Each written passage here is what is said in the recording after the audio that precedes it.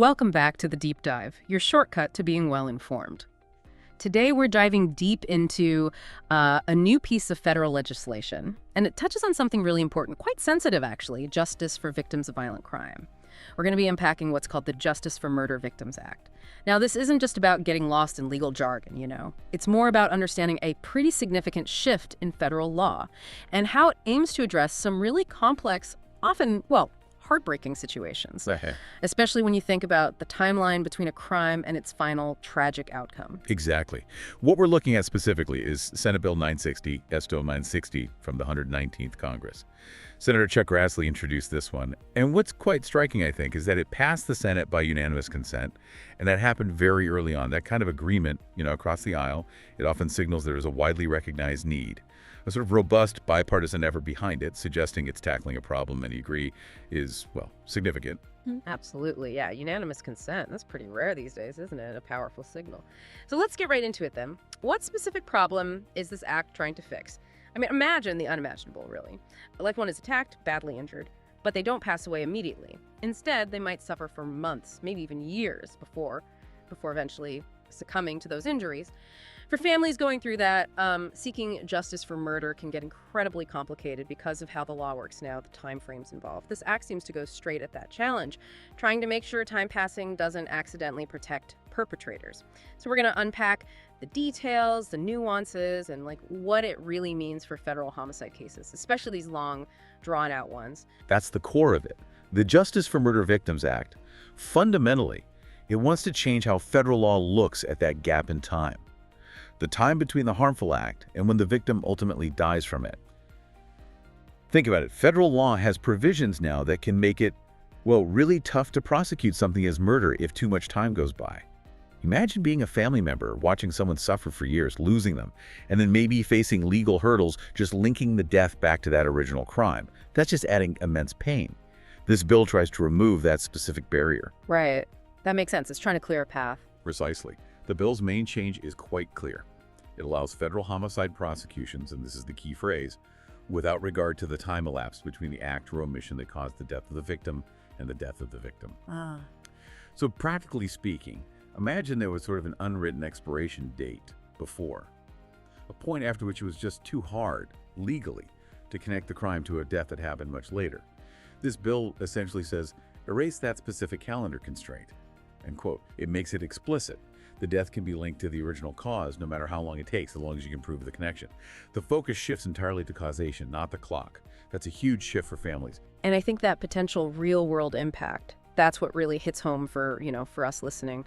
It's about more than just tweaking legal definitions. It feels like it's about closure, accountability. For anyone who's seen a loved one suffer long-term after violence, only to lose them later, this could offer a path to justice that maybe wasn't there before. It's making sure that the agony of time passing doesn't inadvertently shield someone from facing the full consequences. And for the families, maybe a sense of justice they thought was out of reach. And that societal need for justice in these specific, often long-tail cases. That's exactly why it's formally called the Justice for Murder Victims Act, S960. The name itself speaks volumes. It's about providing a clearer, more durable route for justice. It shows an understanding that the effects of violent crime can stretch out far beyond the initial moment. Okay, so here's where it gets really interesting, into the mechanics of it. How does the bill do this? It's not just a general statement, right? It gets into the nitty-gritty, amending specific parts of the law.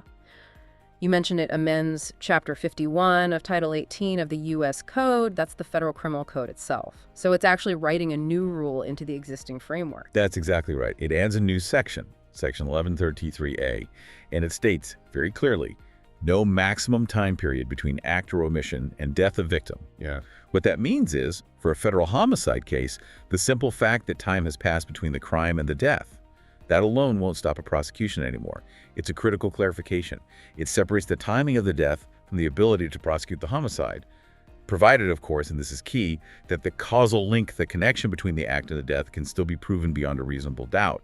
So for you, listening, it means a big hurdle for prosecutors in these delayed death cases is effectively gone, making charges possible where maybe they weren't before. That is a powerful change.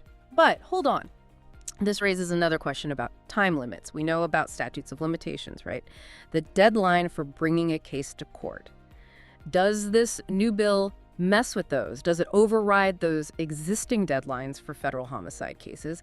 Are there still other clocks ticking here? That's an excellent question. Yeah. Absolutely crucial distinction to make. And the bill anticipates this. Section 11123B deals directly with the relation to statute of limitations. It makes it very clear. This new rule does not get rid of existing statutes of limitations for starting a prosecution. Yeah. So what's really fascinating here and important for you to grasp is that there are kind of two different clocks running. Clock number one, the one measuring the time between the injury and the death, this bill effectively stops that clock from preventing a homicide charge. But clock number two, the statute of limitations, the deadline for actually filing the charges in the first place. That clock keeps ticking just like it always did, where applicable. Okay. So just to make that crystal clear for everyone listening, can you give us a quick example? Let's say a federal crime happens today, and normally there's a, 5-year statute of limitations from when the crime occurred. Someone gets hurt, but they don't die until, say, 3 years later. How does this bill change things for a prosecutor wanting to bring a homicide charge? Right, good scenario. So before this bill, that 3-year gap itself might have been a serious problem for a federal homicide charge. It could have complicated things significantly. This bill removes that specific obstacle related to the time delay before death. However, the prosecutor still has to file the case within that original 5-year statute of limitations window. That window usually starts running from the date of the criminal act itself. So in your example, they'd still need to file within 5 years of the original assault.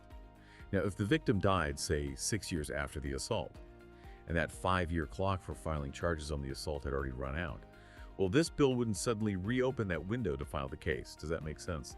It clarifies the definition of homicide regarding delayed death, but doesn't generally extend the time limit to initiate the prosecution if other limits have passed. Yes, that makes a lot more sense. It's about classifying the crime correctly once the death occurs, but not necessarily giving more time to start the whole legal process if that time is already up. Okay, so moving to another really critical piece, sentencing. What does this mean for punishment, especially when we talk about the most severe penalties like the death penalty? Yeah, this is where the bill introduces a very specific and I think significant provision. It shows a real balancing act, section 11123C. This lays out a maximum time period applicable if death penalty imposed. And it carves out a very specific exception. A death sentence cannot be imposed federally unless the government proves beyond a reasonable doubt that, and here's the specific part, not more than 1 year and 1 day elapsed between the criminal acts and the victim's death. It's an incredibly precise time frame. Pretty tight, actually, for capital cases. 1 year and 1 day. Huh. That really stands out, doesn't it? Especially since the rest of the bill is about removing time limits. Why that specific time frame? Is there a reason behind 1 year and 1 day for capital cases, even as the bill broadens things elsewhere? Well, the bill itself doesn't spell out the exact reason for that specific duration. But a year and a day is a time frame that actually has deep roots in common law history. It was often called the year and a day rule.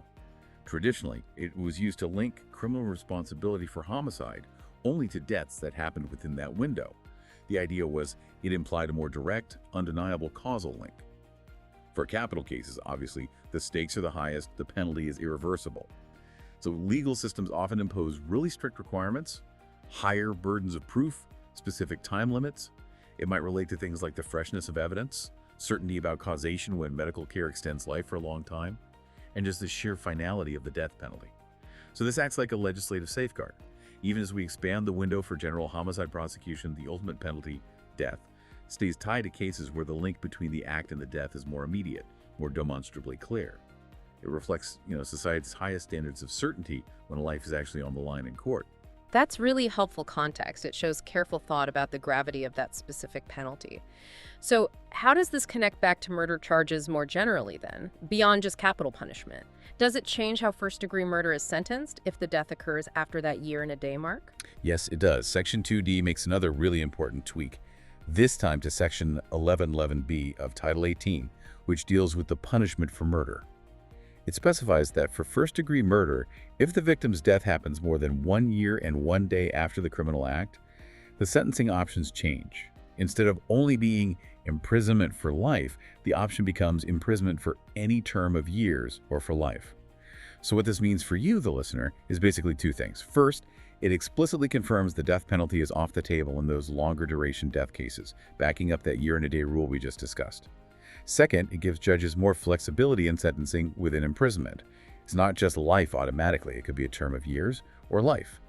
This allows for more nuance in sentencing for those cases where death is significantly delayed, while still ensuring serious accountability. Okay, so for anyone listening and wondering when these changes would actually kick in, maybe for cases they're aware of, or just understanding the law going forward, what's the effective date? When does this apply? Right. Crucial point. Section 2C covers applicability very clearly. It states the new rule, that Section 11123A, about no maximum time period only applies to acts or omissions that happen after the date this act is enacted, meaning signed into law.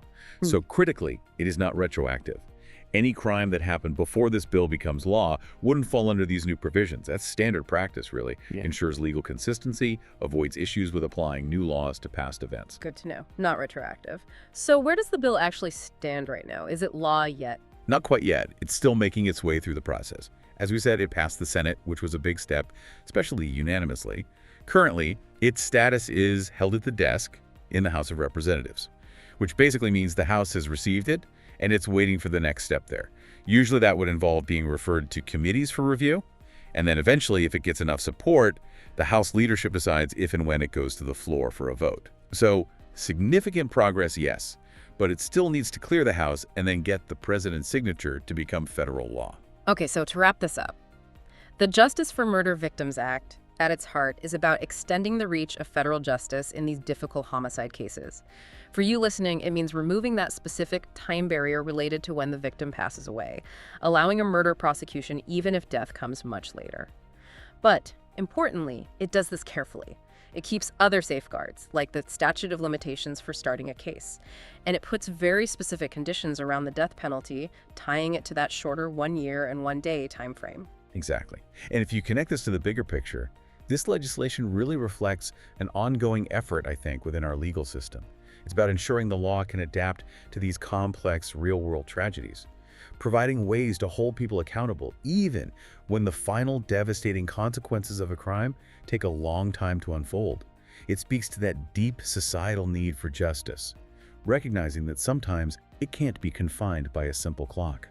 The impact lasts. And that leaves us with a really interesting thought, something for you to mull over.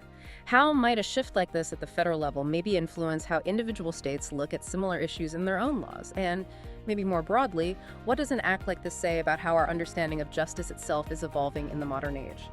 Especially with medical advances that can sometimes prolong life after terrible injuries. It's a profound question, really, raised by this seemingly quite specific legal change. Thanks for joining us on this deep dive. We'll catch you next time.